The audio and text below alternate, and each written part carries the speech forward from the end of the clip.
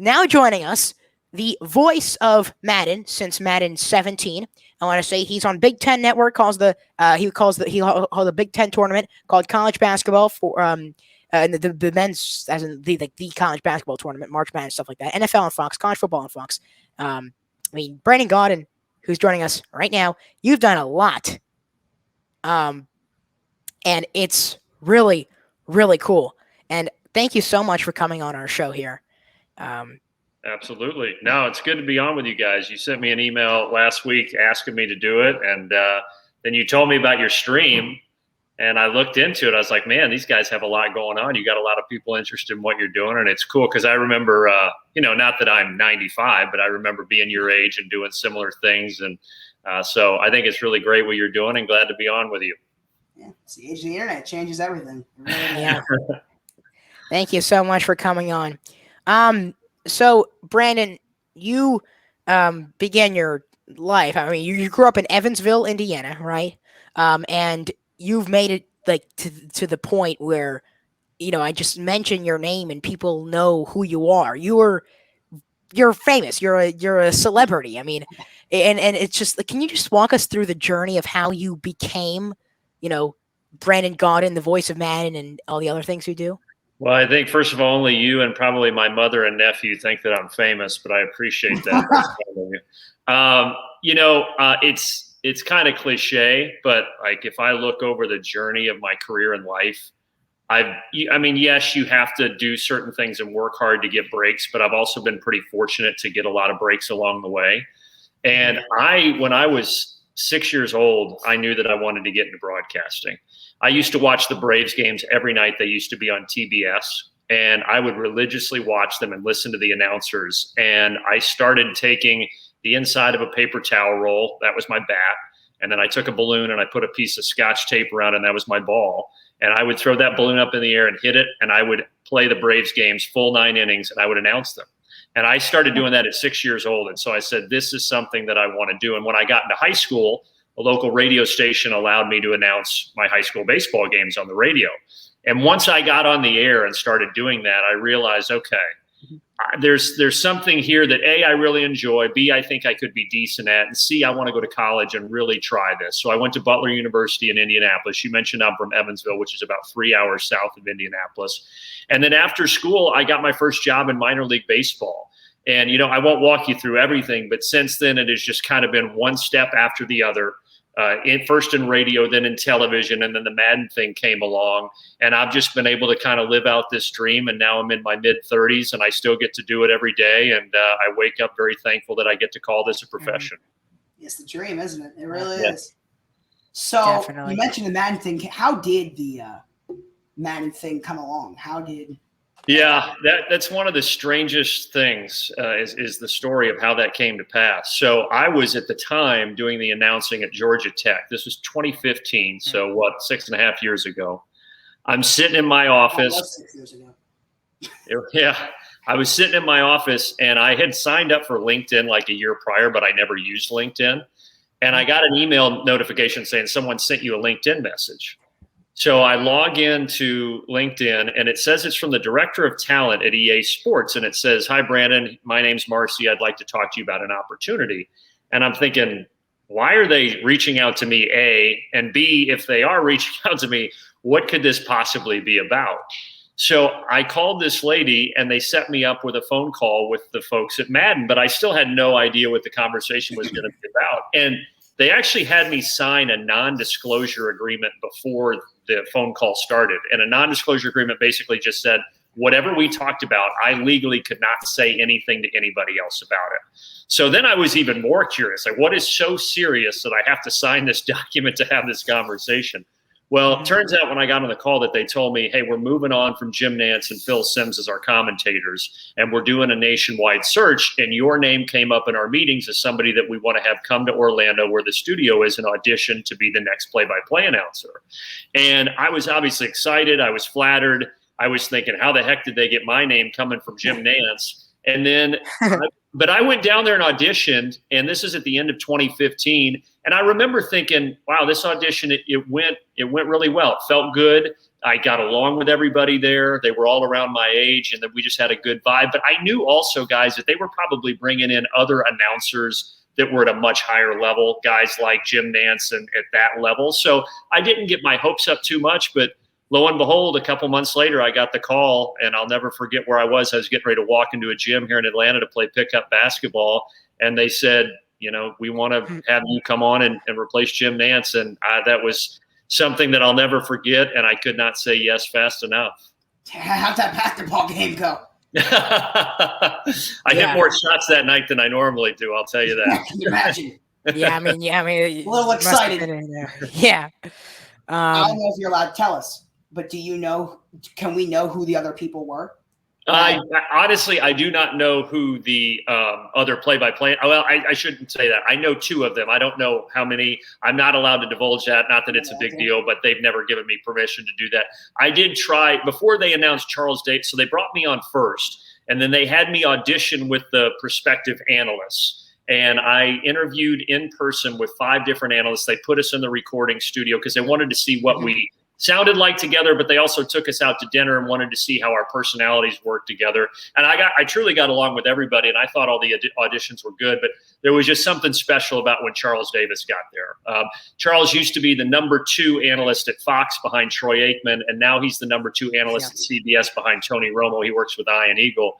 And Charles has not only a gift, obviously, for broadcasting, but he has a gift of just ingratiating people and making them like him. And when I was in front of Charles, it was instant chemistry, and we instantly formed a bond. We had a ton of stuff to talk about. And over these last 6 years, he's not only become a friend, but he's almost become like a second father figure to me. So Charles was the one that kind of stood out above the rest. Yeah, that must be really cool. So sticking with the Madden thing, can you kind of go through like the recording process itself of like how do you how like the recording stuff works for so people usually assume that you're just sitting in the studio and you're watching someone actually play the game and you're just commentating, but that's not how it works. We're never watching the Madden video game while we record it. They give us scripts, and it's almost like it's different from being a play-by-play announcer where you're at a stadium and there's 80,000 people and you're just describing what you're seeing. We are more like voice actors. We are taking a script and trying to make it sound like it's a real-life video or real-life football game when it's actually a video game.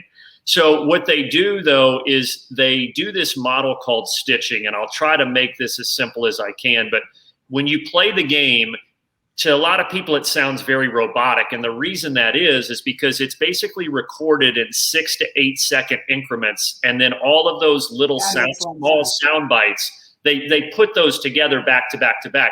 So when you hear, like, let's say I said, Tom Brady drops to throws it over the middle, and it's complete to Rob Gronkowski, and he's brought down at the 37. It's like 6 different clips. Right, yeah, you guys get it. So everywhere that I pause there, not only is that a different line, but those lines were probably not only recorded on different days, but probably different months and even different years. So you have to be very monotone and try to keep all of your voice recordings the same. But that's how it's recorded. It's just recorded in a bunch of different segments. Right, yeah, because if you're screaming in one clip and the next clip you're like normal, it's going to sound. Yeah, and so some people will say, hey, you don't get excited enough. Well, that's probably because we didn't have me doing an excited clip for whatever moment happened when you were playing the game. But if you're in the Super Bowl and you score a touchdown, it should sound more excited because we, for instance, recorded specific clips for the Super Bowl, for game-winning touchdowns. But sometimes you're going to encounter so many scenarios when you're playing the game that you're going to hit some hole that we forgot or we don't have a line for, and people tend to get frustrated with that. But it's just, you cannot cover every there are millions and millions of scenarios that could play out. Sure, of course. Yeah. And so occasionally, like I hear if I'm playing sometime, let's say towards the end of the season or sometime halfway through the year, I hear like you and Charles Davis talking about what happened in the actual NFL season, like the week prior.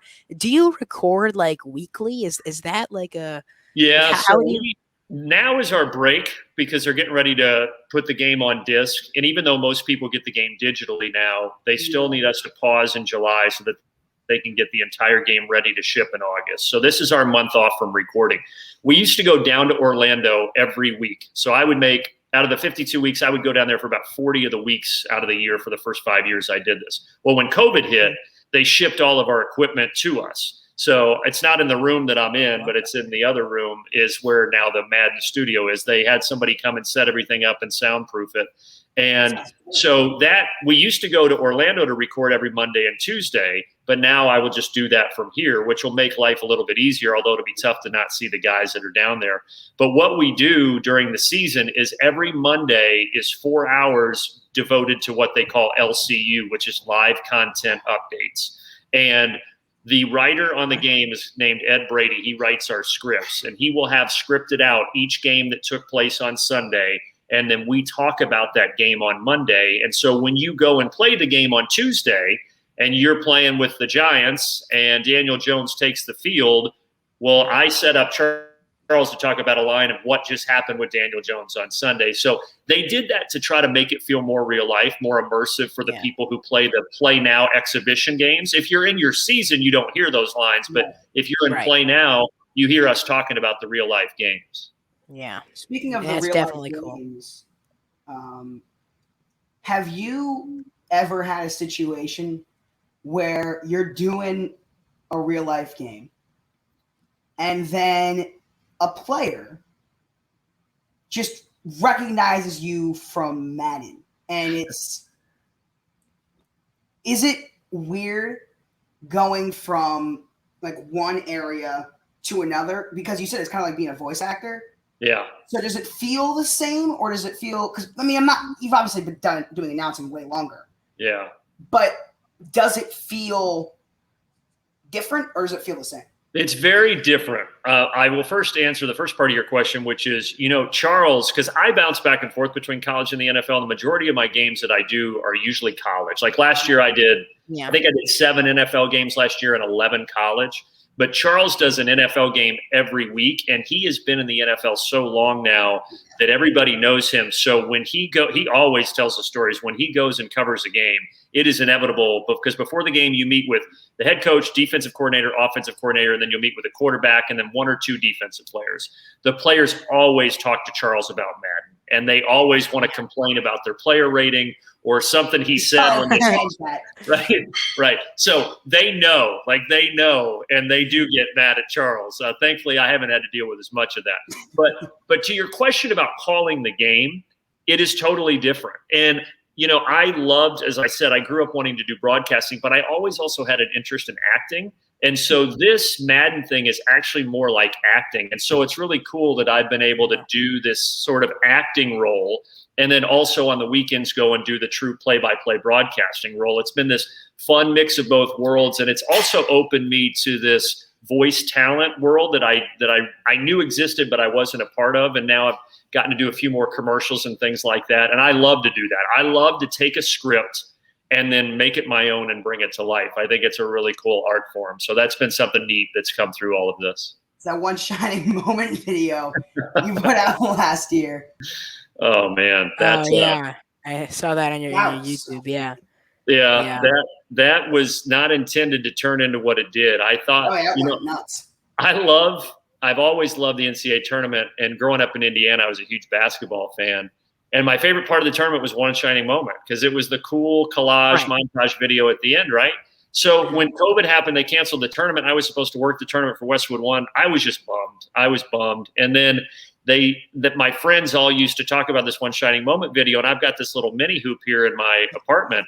And I said, you know what? I'm going to make a little video and send it to a couple of my friends. That was the original thought. Well, heck, 24 hours later, I'd ordered all these costumes and shirts off Amazon, and I'd put tape down on my floor to mark out the court, and I was dressing up as a cheerleader. So it took on a life of its own and turned into a much bigger project than I expected it to. Yeah. And it's definitely Michael being in the business of content creating. That went nuts when that went out. It did. The video did really well too, so that must have been cool. Yeah. Brandon, so you call So football, college, and professional, obviously in the NFL, as you mentioned, basketball, baseball. So there's a bunch of different sports. It's not just the NFL. How do you balance the three, like the three college basketball and football and baseball? Because throughout the year you have to pay attention to all three Yeah. as your so you got to keep up with what's going on. How do you Yeah. balance it? So how I describe it, and you guys are probably like me, right? You're sports fans. So I Right. have a general base just being a sports fan of what's going on in all of those sports. But then when it's my time to prepare for two specific teams, that's when I really make a deep dive. I don't think it's necessary for a play-by-play announcer to know every little thing about every team in every league, because if you did that, you would spend all day, every day just trying to prepare, and it wouldn't be productive of your time. Right. The better thing to do is read, follow the beat writers, and have a cursory level of what's going on in all these leagues. And then when you get assigned a specific game, that's when you do a deep dive and become an expert. And an example, Saturday I had the Indians, now the Guardians, but the Indians against the Yeah. Tampa Bay Rays. And I got assigned that game a couple weeks ago, and I did not have any games in the interim. So I spent those 2 weeks getting to know everything about the Indians and Rays. Prior to that, I had a base level knowledge. I knew the Rays' history. I knew that they were near the top of the AL East, just behind Boston. I knew that the Indians were having an okay season. They had pitcher injuries, but I took that knowledge level and I did a true deep dive once I got assigned that game. So you balance it by not, I would say, inundating yourself with too much information early. You follow the games that you get assigned. And with football, you don't know your schedule all the way out. I know my first 3 college football games right now. So as soon as I finish my next baseball game here in a couple weeks, what I'm going to do is I'm going to start creating a Word document prepping for each of my 3 football games to start to build that knowledge level a little bit deeper and a little bit deeper, so that when those games are here, I'm ready to go. So it's a balancing act, but the reality is, like, there's enough time to get it all done. And I don't have a boss breathing down my neck every day and have to turn in reports. It's up to me to do the prep work, and I can kind of figure out the time that it takes to do that. Yeah. So college football for you is on Fox. You call the college football games on Fox, right? And you call the NFL games on Westwood One, which is on the radio. Um, and it's different. It's very. It's. I mean, we've talked to a good amount of broadcasters, and a lot of them have done both TV and radio, and some at the same time. So when you call those games, like, is there something specifically that you try to is there something extra you do for the TV or radio that's like different from what you do for the other, if Yeah. that makes sense? Yeah. I mean, they're very different, and Right. now radio is becoming kind of the archaic thing, because most broadcasters that are even learning at your guys' age or a little bit older, when they broadcast games, there at least is some form of video. Like, they're either web streamed or they're on TV. It's very rare now that younger announcers are learning just purely on radio. But as you're saying, radio does still exist, and I'm one of the ones that still works in it. What's different is that when you're on radio, obviously there's no picture, right? So the listener is completely vulnerable to everything you're saying. So as a play-by-play announcer, you aren't giving as many statistics or stories. You're just making sure that the person riding in their car getting from point A to B knows what is going on in that field. So when I'm describing football, I talk a lot more on the radio. I want to set it up. It's 2nd and 9 from the 49, 2 receivers right, 3 to the left. Third quarter, 3:47 left in the AFC Championship. Like, you want to give that full picture. Whereas if I'm on TV, I don't need to do that, because you guys can see most of that. So what's different on TV, though, is that when you've got your headset on, people at home can't hear this, but you've got a producer and director talking in your ear. And you've got all these different elements. You got to worry about what graphics are coming up on the screen, when you're going to break, how long the commercial breaks are. All of that stuff is going on. With radio, it's just very simple. It is describe what's going on. When you stop talking, your analysts talk, and then you jump back in, and there's really not a whole lot of production value to it. Right. But with TV, I mean, heck, when we're doing one of those NFL games, guys, there's like 60 people that are working on that. When you're doing radio, it's just you, the analyst, a producer, and maybe an engineer. So you're talking 3 or 4 people. So it's just a much bigger production with a lot more moving parts. Yeah. Of course. Yeah. Um, what do you prefer? Do you prefer calling football on the radio or on television? Um, well, I grew up trained in radio, so I like both because they're a different challenge. So I think radio is harder to stay on top of because you've got to talk so much more and talk faster. So that's the challenge there. TV, you have to think more because you've got people in your ear. You've got all these. Like, I really wish that someone would do a broadcast where they let the viewers at home hear all of the communication that's going on in the truck and with the Yeah. announcers. The reason they don't do that is because there's a lot of words said that would be FCC fines if people heard them at home. Like there's a lot of stuff that goes on, and in the truck. We don't hear it as much in the announce booth, but there's just a lot of high stress stuff going on. If somebody rolls in the wrong graphic or puts up the wrong thing on the screen, there's just a lot of tension. Rolling those replays as quick as they do, it's very hard. So I find that challenge with TV kind of invigorating and exciting. I find the part of actually describing the action on radio is more of a challenge. TV bringing all those elements together is more of a challenge. Yeah, because what me and Michael do is because if we cannot show the game, we show the game, copyright, we're taking down, that's it. So we have to do it more of a radio type of thing. We should probably tell because I'm not sure if so we like when we watch during the NFL season stuff like that. I mean, I'm not sure if you know. I may have told you in the email, but like we call the games as like they're happening live. So Josh, continue. I just wanted to exactly. So Michael's is what you do play by play. I am an analyst. I have it as that, and we essentially work together on that. But even me and Michael, when we're live, and we never have any graphics or anything like that, but we want to show stuff because we're streaming and people see us. So it's live reaction. And I think a lot of people, especially me, because I am very, in case you can't tell, very animated. So I have a lot of like reactions to things. And I think a lot of people like that because of my reactions, but they can't see the game. So we can start to show stuff, maybe on like an overlay, because we'll use StreamYard. And that itself is already complicated. I can't imagine how it's like on TV. But I will say for you guys, when you do that though, what's different is that people can see you all the time. Like so when we're doing it, there's not that worry because we come on at the beginning, at halftime, and maybe one or two times in between. If there's a long time out, they may say, hey, step back, we're going to come on camera. But I mean, you guys know from watching all these games, announcers are only on for maybe 5 minutes total throughout the production of 3 hours. So what you two are doing, where you can't make a funny face or look at your analysts and do something or make a weird gesture because everybody's going to see that. Whereas we in the booth, we know that nobody's really watching us. They're hearing us, but they're usually not watching us. So I would say it's a little tougher for you guys. By the way, so when you're doing that, are you guys trying to call it like real announcers, or are you doing it more like a talk show about the game? No, so I'm where we both are aspiring sports broadcasters, but I've always had like a dream to get into like the radio business, like especially.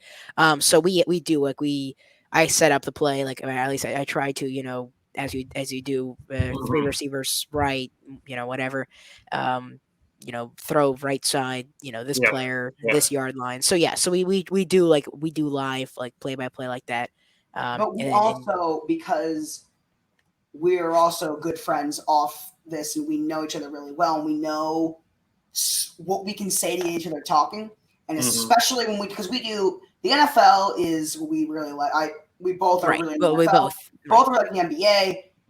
Other sports we don't really. I in particular, I only like those two. I don't really like hockey. I like baseball. Occasionally, every once in a while, I will jump in with Michael, who will do other stuff, but.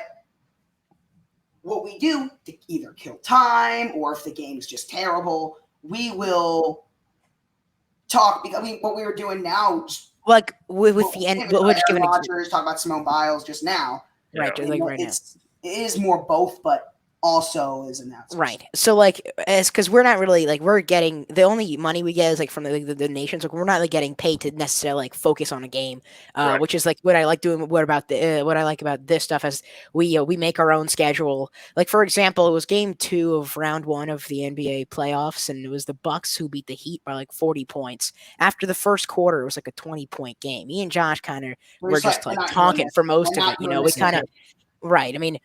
it was kind of we updated occasionally, but like for like a good game, we stuck in it. We were like with it the Sure. entire game. Yeah. Yeah. So Well, we that's tried cool. to. I think it's Yeah. awesome that you guys do that. Thank you. Yeah. So we kind of tried to do it like a radio style Mhm. usually. Old school. Because as Josh mentioned, we can't. They can't see we're viewers. Some of them We kill the can. game, we'll get taken down. Right, and some of the viewers, some of the people that watch have like watched the game and have us on in the background or something like that, and some people are Turn not on the watching the game volume at and all. listen to So us. right, they just turn on that. Some Yeah, people say so they do that'd be that. cool. Yeah. Yeah. All right. I'll ask one more question, and then I think, are you good on time, Brandon? Or I've got about 7 minutes left here. You need to go at 7:45. So okay, great. So when you do you play Madden yourself? I'm not even sure if you I have probably time. should say yes, but I haven't owned a gaming system since I was in college. Now my nephew plays it, but he doesn't live in Atlanta. He lives in Fort Worth, Texas. So when I am home with him, he plays me and he beats me 55-10. I mean, I can't even move the ball on him. I'm horrible. I think the controller has way too many buttons. So I know what the game is like because when we record, they will bring us in to listen to it to give feedback on how everything sounds and looks. But I don't play it on a regular basis. No. Mm-hmm. If you did play, I think we're about to ask the same question. Could you, if you did play, would you be able to listen to yourself? If I were you, I would turn off the volume. I wouldn't be able to stand it. Yeah. Probably shouldn't say this either. I hate to hear the commentary in Madden. And that has nothing to do with the people that work on the game. They're brilliant. They do a great job. It sounds so much different than what I sound like calling a real game. And that's hard for me to hear because sometimes a line doesn't match up well, or my intensity is not near what it should be, or I'm behind. I'm talking about in Madden, or I'm behind the play.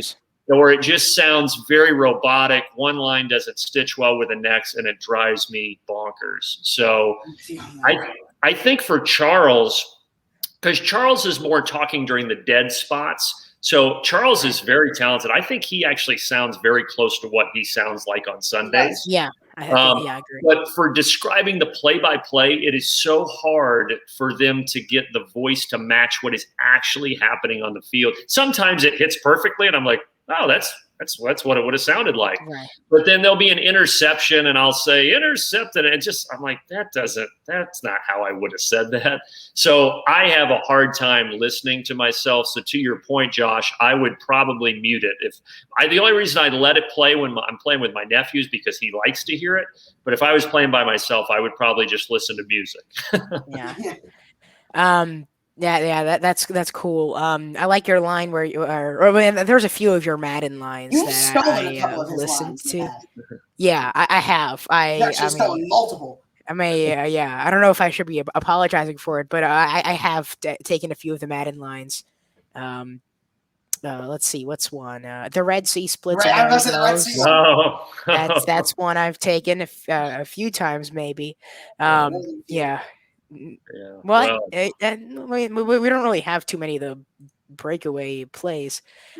So I want to ask you one question, and so I read this on your Wikipedia page, but I think it's still so when you were younger, you mentioned how when you were a big Braves fan and you got into broadcasting and you had a bunch of breaks, right? There was one particular broadcaster, or one particular person or broadcaster who was the television and radio broadcaster for the Atlanta Braves, and Skip is it Skip Carey? Carey. Mm-hmm. So you wrote to him when you were younger. Can you kind of describe the impact he had on like how big of an impact the letter that he told you before, or the letter that he wrote back to you, how big of an impact it's had? Yeah. Well, he in general had the biggest impact on me because there were 4 announcers on those Braves telecasts. Obviously, you guys don't remember this because this is in the early 90s, but it was Skip Carey was the lead announcer. Then they had 3 others, Don Sutton, Joe Simpson, and Pete Van Wern. But Skip was the main play-by-play guy. His father, Harry Carey, if you don't know, was a legendary broadcaster for the Cubs. So Skip was his son. And I just grew up listening to him and trying to imitate him. So he was the reason that I fell in love with broadcasting. So when I was about 10 years old, I said, I'm going to write him a letter, tell him who I am, that I'm only 10. So I realize I'm not getting ready to get into this industry, but that I have a desire to learn more. And I wrote him a letter, and I'll never forget, he wrote back a couple weeks later, and I still have the letter at my parents' home in Texas. It came on official Atlanta Braves letterhead, and it was 5 suggested bullet points on what to do at my age, at age 10, to try to just get better and learn a little bit more. And the first thing he told me is what, you tell a lot of young broadcasters, and that is, listen to yourself, record yourself, listen to yourself, find out what you like and what you don't like, and don't be too hard on yourself. And so I had a little old handheld recorder, just an audio recorder. And after he sent that letter, I would watch the Braves games and I would announce them into a little handheld recorder. And then I would go back and listen. And I hated it at first. I hated the sound of my voice. I thought that it was terrible. It was choppy. I can relate to that. Yeah. I mean, I think most people do. It's very rare that announcers actually enjoy going back and listening to themselves. Or maybe everyone's lying and they do, and they don't want to sound arrogant. But I don't like it. So I would, but I got used to it. And I figured out what I liked, what I didn't like. And I think that helped me by the time I got to high school and then certainly college, that I was maybe a little bit above those that were just trying to break in because I had a little bit of experience. Yeah. Head start. That's what we're trying to do. Head start. Yes. Yeah, so I re-listened to like a bunch of the streams. I do. And it's helped me out. Would that be advice you'd give to young aspiring broadcasters? Advice. Right. Yeah. Yeah. I mean, I think, listen, and then don't try to be anybody else. I think, I heard a lot of people that were coming up in the business about 10 years ago talk about trying to be Gus Johnson because his excitement and his energy, but there's only one Gus Johnson. There's only ever going to be one Gus Johnson. You're not going to be Al Michaels. You're not going you've got to find your own identity. And I always tell people too, young announcers, don't force the excitement. The play and the crowd is going to dictate the excitement. You're never going to make a play as an announcer more exciting than it should be, right?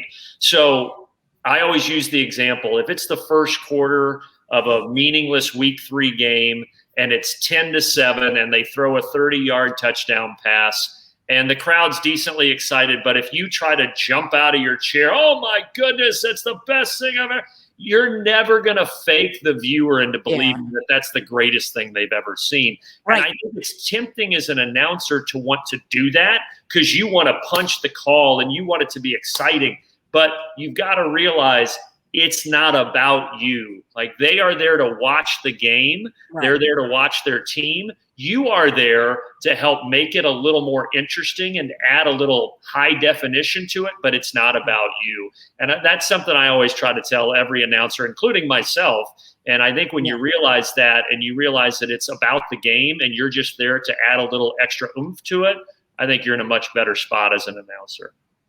Yeah, we're running low on time, so we'll wrap up now. But I just want to say what you were saying about like the crowd noise. Like, you can't sell a great play even if it's not a great play. That's like a struggle with our stream because we can't have the crowd noise obviously behind us. It's just like our voice, So right, so it's like a struggle sometimes. We can't let the crowd run. I can't just stop talking at some point and just let the crowd run because there's no crowd, right? Yeah. So yeah.